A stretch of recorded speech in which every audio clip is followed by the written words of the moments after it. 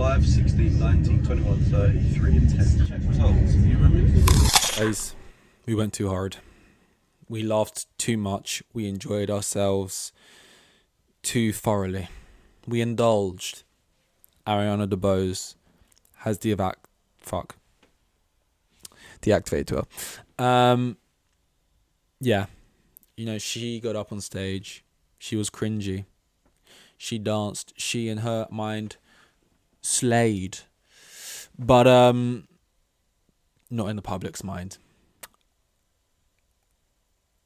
And she deactivated her. Which dunk I want to mention briefly, quickly. By the way, welcome. This is 62. 62. Doing this daily. And it's great, man. It's fantastic. How is everyone? You good? How's the missus? She good?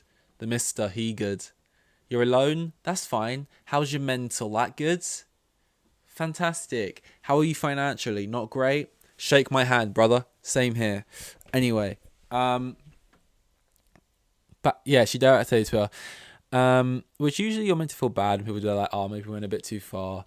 But usually it's because someone on Love Island did it because I was getting a lot of abuse, or a footballer getting a lot of abuse. They missed a lot of chances, unwarranted, people taking it too far, overstepping the line of criticism. Whereas this is just people posting the video of what you did and just laughing. And it's like, you should have just came out and laughed at yourself. I mean, Ariana DeBose, she's came out once before. She should have just came out again. This time, though, to make fun of herself. And just be like, just post the clip. Or just change your Twitter bio to like Angela Bassett did the thing. Or something like that. Or like retweet one of the best tweets that was talking about you and just put like 3 laughing emojis. And people are like, oh, she gets it. Instead, you just, like it got to you that much. That you went on stage and like danced funny and stuff, and people was like, oh my God, and just laughed a bit. Wow. And before there's some deep underlying trauma here that she's going to come out with eventually and make everyone feel bad. But like, I just feel like these people, sometimes celebrities, it's just like, did you never, you know what I mean? People won't be like, oh, oh my God, she's so hideous. Oh, she's so hideous. Why did they let her on the stage? No, you did a goof, and people are laughing at it. That's all. It's harmless, funny banter. It's film students. Who watches the BAFTAs? The people laughing at this clip are film students. People who are doing a film course in college / university. They're not exactly bullies. Let's just say that. There's only so harsh that demographic can be. But yeah, let's get out of the way. I've actually got a thing here. A great idea I wanted to steal, but didn't, because I just not because I'm a good person. No, I'm actually a horrible person. I just selfishly love the satisfaction of having like your own idea that you like, and you're like, oh my God, and I came up with it. This guy on TikTok, he does these things, and you see his booklet as he's reading them off, at these really detailed, long-winded would you rathers. He'll be like, so you got to build a Boeing 747, whatever it's called. You have this many parts and you have this many hours. You got to complete it in this time frame. You are allowed lunch and you do get paid for this. But if you don't, and it goes on and on and on and on for way too long, and then it's like the next option, and he starts the next one. And I thought, oh, that'd be cool. That'd be a cool thing to do for each one of these.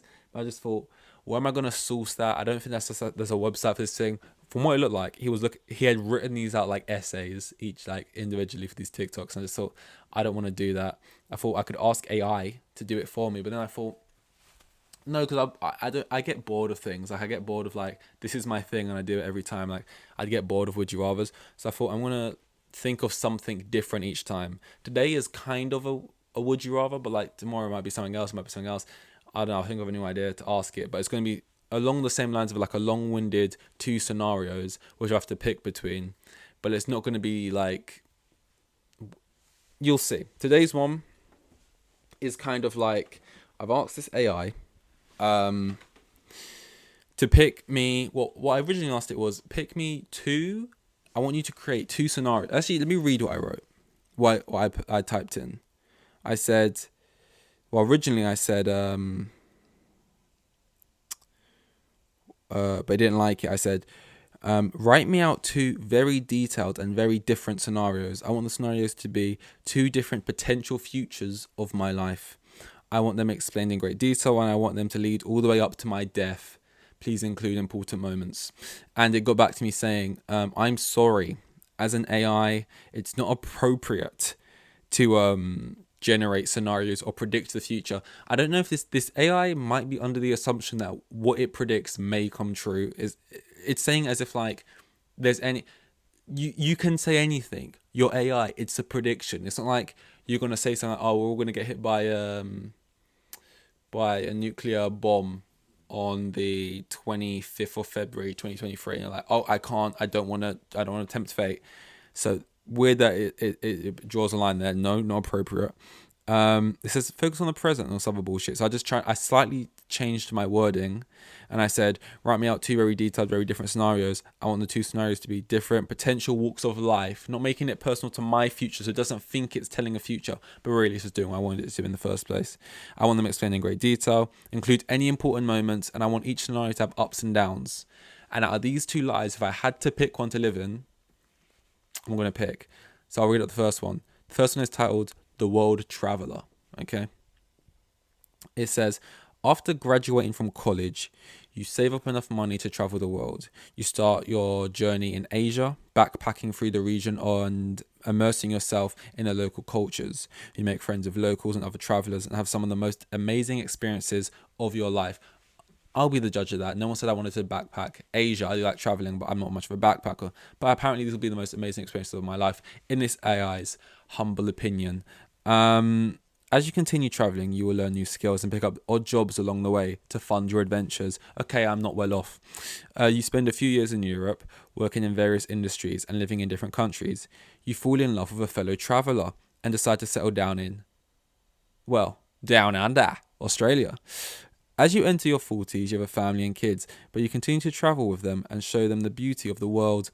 You start a travel blog and become a successful travel writer and photographer, sharing your experiences with the world. However, your constant wanderlust, I don't know if that's a newly generated word, never heard of that, can be challenging at times. You miss important events with your family and sometimes struggle to maintain meaningful relationships with loved ones right then. As you approach your 60s, you've seen so much of the world that you have countless stories to tell. However, your health starts to deteriorate. I said ups and downs, and you begin to miss the comforts of a stable home. You realize that you've had an incredible life, but you also crave stability and a sense of belonging. It ends there. So I start to have health scares. It's not like what? Cancer, or just sort of like diabetes? What have I picked up? Like malaria? Have I went to Africa, picked up malaria? AIDS? Like what? You know what I mean? That would be nice. Do I die of this? It tells me I get to. At least I make it to my 60s. That's nice. Okay, so I travel around a bunch. You know what? I'll go into more depth after I read the other one. Scenario 2 is labeled just simply the stable family person. Okay. You're a person who values stability and security. After graduating from college, you start working at a stable job and saving up money. You meet the love of your life and settle down, building a comfortable life together. As you enter your 30s, you have kids and a stable career. This is great so far, but you begin to feel unfulfilled. You start exploring new hobbies and interests outside of work and discover a passion for painting. You start taking classes and practicing in your spare time, eventually developing a reputation as a talented artist in your local community. As you enter your 50s, you've built a successful art career and you have found a new sense of purpose and fulfillment. You're able to balance your passion with your responsibilities, but sometimes struggle with the financial instability that comes with being an artist. However, you feel fulfilled and happy with your life. As you enter your 70s, you have a comfortable retirement and continue to paint and enjoy your passions. However, you also face, why is it always health challenges? And the loss of loved ones. Okay, so now not only am I losing health, everyone around me is in this scenario. You find comfort in your art. Okay, this sounds very sad. You find comfort in your art and the relationships you've built throughout your life. While you've faced ups and downs, you feel content and grateful for the life you've led. Okay, so this one I get to my 70s guaranteed. The other one I get to my 60s guaranteed. So this one I got at least 10 years more. Um, it's just quite boring though. Although I don't look, if I had to pick any scenario for my future, it'd be neither of these. But out of these two, it's kind of like a lot of the obvious one would be the first one for a lot of people. But I don't particularly want to have a travel blog. I don't particularly want to backpack Asia. Like I've never been into the whole sort of let's go. Where do people always go? Like Indonesia. What's that? Where is it? Like the only place coming to my you know that area like Indonesia, Singapore, Vietnam. It's over there. People don't go to Vietnam, do they? Is that like a backpack? I don't know. There's an obvious one I'm not remembering. Thailand, you know, in their gap year.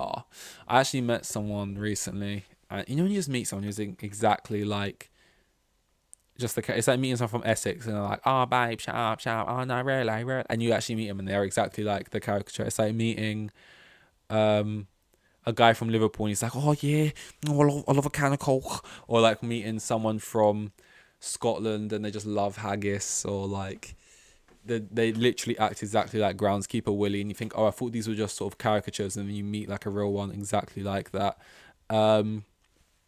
It was that girl, you know, gap year, you know, sort of. I could tell she was middle class, sort of. Came from not insane wealth, but good amounts of money. Gap year, went to like, you know, Thailand. You know, it was so sick, and that's literally how she spoke. Sort of had like stick and poke tattoos, and sort of like looked sort of had like, not, she didn't smell or look homeless, but she sort of had like the sort of like, yeah, I'm like rough around the edges look, even though like I'm really not, like I've got a lot of money, but like I sort of like, I like to sort of live that life. It's a bit, you know, sort of would be homeless out of choice though. Where am I talking? Oh yeah, so I don't really know about traveling there. I didn't really mention any. Like I'd more want to go like Australia. Oh, it said I'd live in Australia, didn't it? Settle down in Australia. I don't want to live in Australia. I've never been. I'd like to maybe. They've got a lot of non-stop heat, which I don't think I'd be used to. I kind of like English weather. It's sort of, you get a bit of everything. You get a little bit of snow if you're in the right places. You get, you know, a little bit of sun. You get quite a lot of rain. Maybe you want a little bit more sun ratio, but I think Australia's tips over the edge a little bit too much. It's like very big, but not a lot of like stuff. Well, there's a lot of stuff, but it just feels like most of the places outback, and they got huge insects. They got like deadly critters. I don't like I've seen a tarantula like in a box somewhere. I don't like the idea of like that a tarantula could be in my house. Like you don't understand how nice it is having the comfort in knowing. Maybe take it for granted. Maybe take it for granted. That's what I wanted to talk about yesterday when I was like trying to think of phrases that sometimes you get wrong. Take for granted, take for granted. Oh God, I can't remember that. Anyway, take for granted, but there's so much comfort I have in knowing like there is no tarantula, unless someone has a pet one and they've brought it around and they've lost it. But like, I remember someone was saying a phobia is not like, I don't really have a phobia or anything. There's a lot of things I don't like and I'm scared of. I'm scared of like almost anything really. If you put me in the, like, I'd never say, oh, I'm scared of sharks, I'm scared of whales, I'm scared of this, I'm scared of that. If you put me in the ocean with a shark, I'd be scared, but I don't list it as a fear because it feels irrational. It doesn't feel like something I actively think about. But like a phobia is like, I heard it described as a fear. You walk into your bedroom, you look at your bed, there's a snake on your bed. You run out the door, shut the door, there's a snake on my bed. You're scared of a snake. B, phobia, you walk into your room, but as you're about to, you can't walk into your room out of the fear that there might be a snake on your bed. Like, it's like actively affecting the way you live your life. The idea that there could be a snake in there is stopping you from even wanting to go in there, so you don't. Phobia, right? So it's just so nice knowing that, like, yeah, it shows little spiders and stuff, or like there's mice and like there's like foxes. That's the kind of critters you get running about. Foxes, mice, spiders, little ants, maybe like little insects like that. You don't get anything bigger than it should be. And just the thought, even, like, I'm not even scared of snakes, but just the thought that, like, there could be one in your it just feels so alien. Those aren't things you just see about. I'm not used to it. Like, I couldn't live there. I get it if you go up there, but, like, it's not, like, I'm not scared of snakes, but I feel like if I saw one, I had to hold one in a zoo, I'd be fine. But seeing one appear in my house, it's in the wrong environment. It's placed in the wrong place. It's like, it's a fish out of water. I don't like it there. It's not meant to be there. It would just feel so weird. I don't like things in the wrong place like that. Like, what's the animal I like? Like, I like pandas. Pandas. No one is scared of a panda unless you've had a family member who's maybe killed by one. You see pandas. God knows how they get around and still exist. They sort of just they're like Winnie the Pooh. They just sort of fool about. They just eat bamboo and shit. They got nothing going on up there. If I walked into my bedroom and there was one genuinely sitting on my bed, I would be like, oh my God, I'd be like scared of it. I wouldn't like walk up to me like, oh, panda, pat on the head. No, it's not. I'm not seeing it now in a video in like its natural habitat in the rainforest or something, just chewing on this and that and just being a panda. I've been approached by it in a house in East London. It's like, I don't like that. It's not right. Also, I'm not particularly rich in this. I'm not rich in either scenario, unfortunately. I was hoping for maybe a bit of wealth. But this one, I'm doing the odds job here and there. Like, I'm working probably in like a little factory. I'm like doing runs here. I'm like tut driver there. I'm like just to get by. You have a family, kids, but you continue to travel. So I'm a deadbeat dad. I don't see my kids a lot because I prefer travel, and I start a blog. So I love my blog and traveling more than my children. Or a stable family guy.